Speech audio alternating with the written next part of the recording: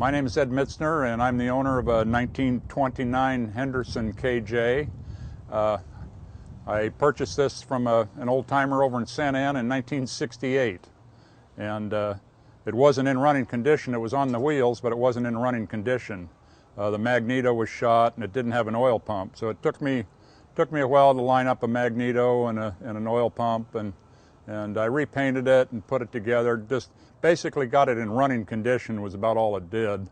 And I rode it around for a couple of years in the early mid-70s, and then it got parked for about 25 years.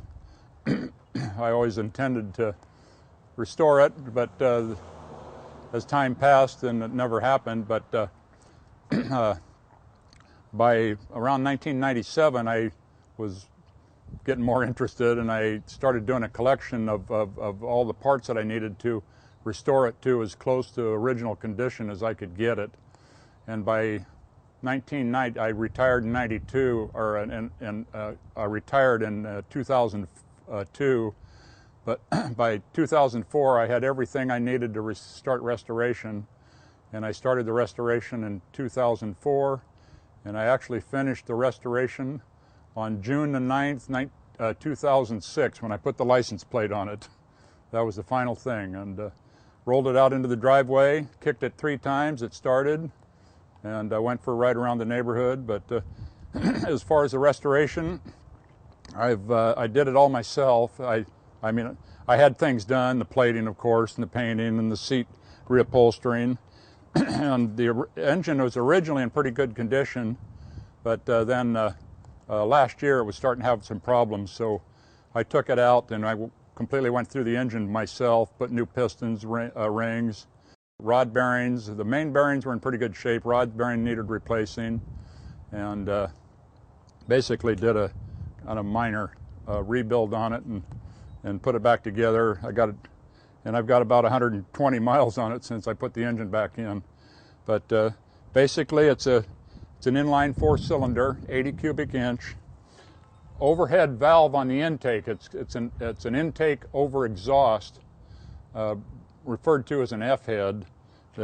This is your rocker arm cover for the intake valves, and the exhaust valves are down underneath. And like I said, an 80 cubic inch, rated at about 40 horsepower. Has a regular crankcase sump for the oil, holds 3 quarts of oil. The crank is carried in the five main bearings, with the flywheel in this area and the transmission. It's all one unit. The engine itself weighs a couple hundred pounds.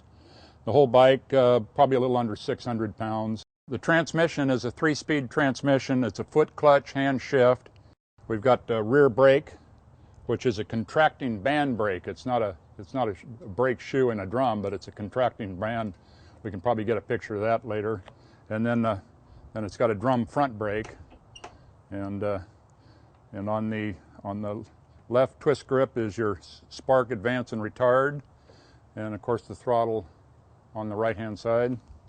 It's got the light switch, high and low dim light switch, oil pressure gauge, amp meter gauge, 100-mile-an-hour Corbin speedometer, which is ran off of a kind of an interesting gear drive on the back wheel.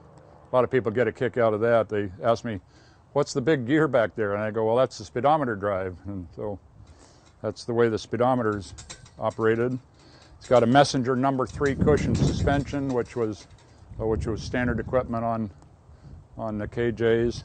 On the valve cover here, we've got Zerk fittings for each rocker that's under the valve cover. There's 4 rockers, 1 for each intake valve, and they can be greased every few hundred miles with just heavy grease. And you can see the lifter, you can see the push rod down here. All of the lifters are all exposed down here on the side. You can see them all operating when the engine's running. And of course it's got a toolbox, and got a little bit of junk in there. And the battery box is right directly behind it. We've got really good springs. It's amazing how smooth this rides. As you can see the amount of cushion. Of course, there's no rear suspension, but we've got about maybe 2 inches of travel on the front forks, on the Springer front forks, and then we got a couple inches of travel on these big old heavy seat springs. So it's a fairly comfortable ride for its day. And everything on here is authentic. All the decal, all the transfers, the lettering, the striping is all exactly to basically pretty close to what the factory did. I've had this bike judged by the Antique Motorcycle Club of America at one of their national meets up in Dixon, California, 2 years ago, and out of a possible maximum point score of 100, I received a 97.75, which it was judged being 97.75% original. So that tickled me pretty good, but I received an award for that. Carburetor, we've got a 6-volt generator, a German Bosch magneto, and of course the generator, the ignition is strictly on the magneto, and the generator is strictly for the battery, recharging the battery when you're running your lights. The transmission is a 3-speed transmission. We pull it back. There's a neutral between low gear and second gear, and then a neutral between second gear and high gear. And you start by depressing the clutch and pulling it back into low gear, take off, depress the clutch just like you would in a car, shift into second, let the clutch out, accelerate, depress the clutch into high gear, let it out, and you're on your way. And of course, when you come to a stop, you bring it back through the gears, and basically driving a 2-wheel car. It's a little more awkward to ride because when you're up here, your left foot's tied up, especially when you're going into a left turn. You're kind of committed to keeping it balanced, but takes a little more skill to ride than a foot shift hand clutch motorcycle. But it's a lot of fun to ride. It's rides smooth. I've had it up to 65 miles an hour. I'm sure that's about the max I will ever ride it, but it would roll along probably 70, 75 without hardly straining. I know friends of mine have had theirs up to 75 and 80, but they're a little gutsier than I am. I'd kind of baby it.